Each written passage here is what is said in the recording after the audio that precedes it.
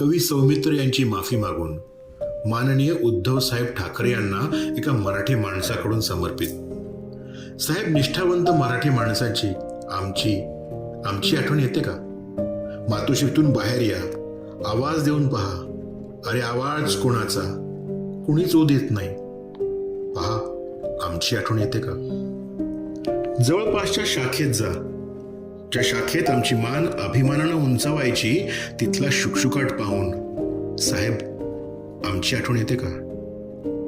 तिथून शिवसेना भवनाकडे जा, मराठी माणसाचा हिरमुसलेला चेहरा पहा आमची आठवण येते का? माझ्या तमाम हिंदू माता बंधू भगिनीनो म्हणताना जीभ अडखळते तुमची. साहेब, आता तरी आमची आठवण येते का?